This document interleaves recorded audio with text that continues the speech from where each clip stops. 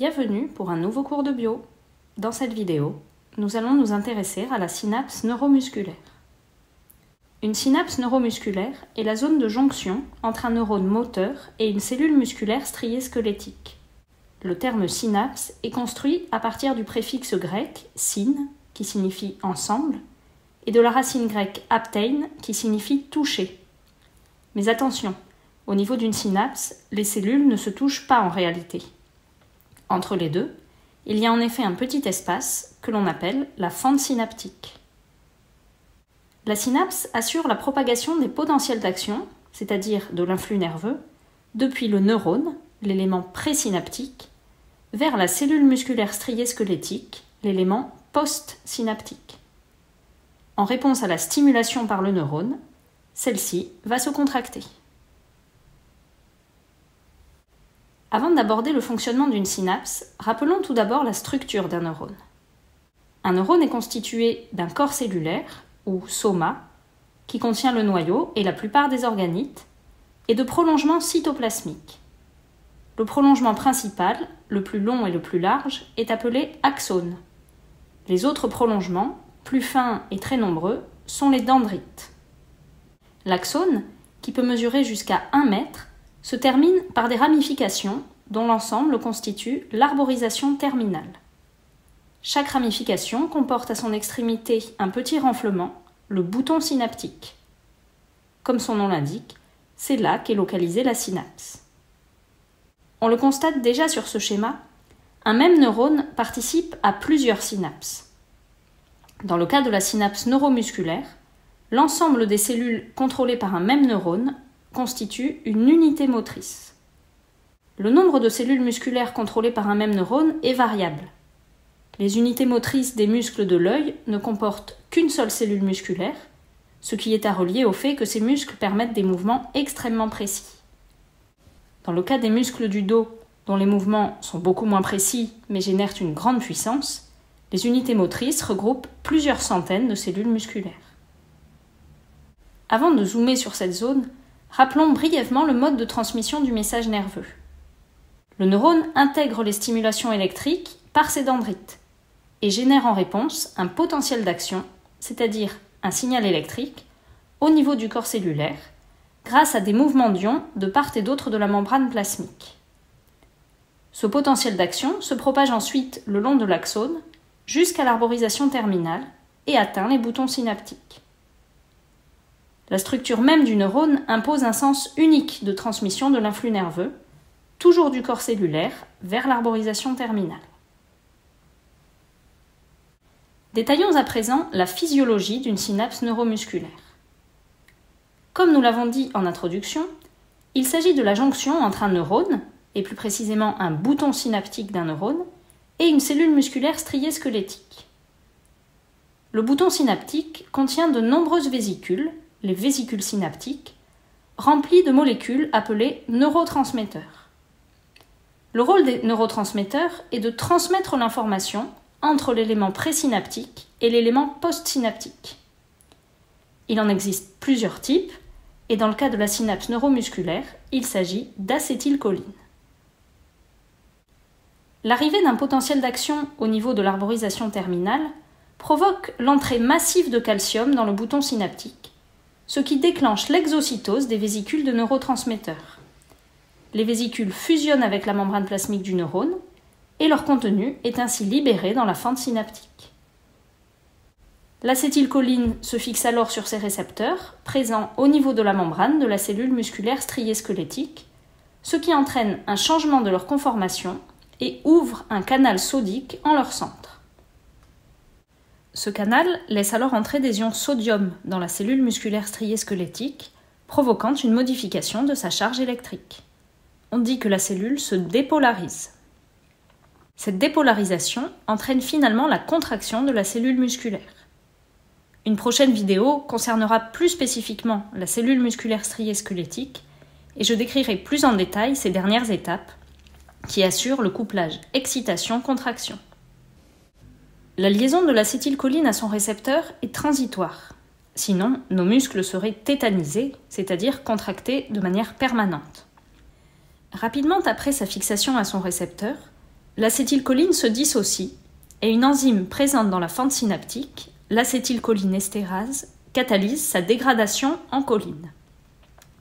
La choline est alors recyclée dans l'élément présynaptique et permet de synthétiser à nouveau de l'acétylcholine. Évoquons maintenant quelques modulateurs de la synapse neuromusculaire. Les curares sont des substances issues de certaines lianes d'Amazonie, largement utilisées comme agents anesthésiants. Ils ont été isolés après que des explorateurs aient observé des indigènes qui imprégnaient leurs flèches avec des extraits de plantes pour paralyser leur proie lors de la chasse. Les curares se fixent en effet sur les récepteurs de l'acétylcholine, à la place du neurotransmetteur, mais n'induisent pas l'ouverture des canaux sodiques. Ils empêchent donc la transmission de l'influx nerveux au niveau des synapses neuromusculaires. Cela provoque une relaxation des muscles, d'où l'effet anesthésiant. L'avantage des curares est qu'ils ne paralysent pas le cœur, car sa contraction ne dépend pas de jonction neuromusculaire. Par contre, ils paralysent les muscles respiratoires. Il faut donc impérativement ventiler le patient anesthésié. Leur inconvénient est qu'ils sont très allergisants. Une autre molécule agissant sur la synapse neuromusculaire est la toxine botulique, aussi appelée toxine botulinique. Cette protéine est sécrétée par une bactérie, Clostridium botulinum. Elle agit en empêchant l'exocytose des vésicules de neurotransmetteurs au niveau de la synapse neuromusculaire.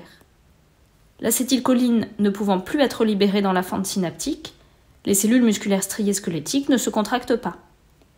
La toxine botulinique induit donc une paralysie des muscles squelettiques. Cette toxine est la plus puissante des toxines connues à ce jour. Son ingestion provoque le botulisme, une maladie paralytique qui peut être mortelle. Mais à faible dose, ses utilisations thérapeutiques sont nombreuses, par exemple dans les pathologies neurologiques impliquant une contraction musculaire anormale. La toxine botulique est cependant surtout connue sous le nom de Botox pour son application esthétique. Injecté localement à très faible dose, le Botox atténue temporairement l'aspect des rides. Terminons par les anticholinesterases, qui agissent, comme leur nom l'indique, en inhibant l'action de la cholinestérase. Cette enzyme, rappelons-le, catalyse la dégradation de l'acétylcholine dans la fente synaptique. Elle est donc nécessaire à l'arrêt de la contraction musculaire. Les inhibiteurs de cette enzyme permettent donc d'augmenter à la fois la quantité d'acétylcholine dans la fente synaptique et sa durée d'action, ce qui a pour effet d'améliorer la contraction musculaire. Les anticholinestérases sont par exemple utilisés pour traiter les myasthénies, des pathologies caractérisées par une faiblesse musculaire. Ils constituent aussi un antidote aux curares, précédemment évoqués. En effet, si l'on augmente la disponibilité de l'acétylcholine dans la fente synaptique, celle-ci finit par reprendre sa place sur ses récepteurs, annulant l'effet des curares. En résumé, la synapse neuromusculaire permet la propagation de l'influx nerveux entre un neurone et une cellule musculaire striée squelettique. L'arrivée d'un potentiel d'action au niveau du bouton synaptique provoque la libération d'acétylcholine dans la fente synaptique. Le neurotransmetteur se fixe alors sur ses récepteurs présents à la membrane de l'élément postsynaptique, la cellule musculaire, ce qui induit en réponse la contraction de celle-ci. Différents modulateurs pharmacologiques agissent sur la synapse neuromusculaire. Les curares et la toxine botulique inhibent son fonctionnement, tandis que les anticholinesterases augmentent son activité. Sachez qu'il existe d'autres types de synapses. Lorsque l'élément postsynaptique est un neurone, on parle de synapse neuronique. Le rôle d'une telle synapse est de transmettre les potentiels d'action au sein du système nerveux pour propager le message nerveux.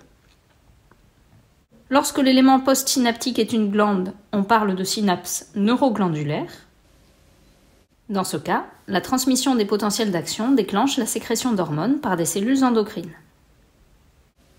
Ces deux types de synapses, ainsi que la synapse neuromusculaire que nous avons décrite dans cette vidéo, sont des synapses dites chimiques, car le passage de la fente synaptique est réalisé grâce à des molécules, les neurotransmetteurs. Mais il existe un dernier type de synapse dont le fonctionnement est tout à fait différent. Il s'agit des synapses électriques.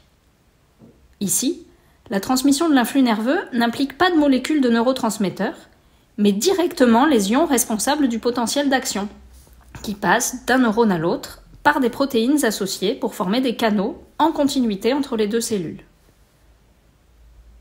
L'information passe plus rapidement que dans une synapse chimique, car il n'y a pas de délai dû au phénomène d'exocytose. Autre différence avec la synapse chimique, la synapse électrique est bidirectionnelle, les canaux laissant passer les ions dans les deux sens. Les synapses électriques sont très minoritaires par rapport aux synapses chimiques, mais elles joueraient un rôle important dans le développement du système nerveux et, dans le cerveau adulte, permettraient la synchronisation de l'activité neuronale indispensable à la réalisation de certaines fonctions cérébrales. Merci de votre attention, n'oubliez pas de liker cette vidéo si elle vous a plu, de commenter et de vous abonner. À bientôt pour un nouveau cours de bio.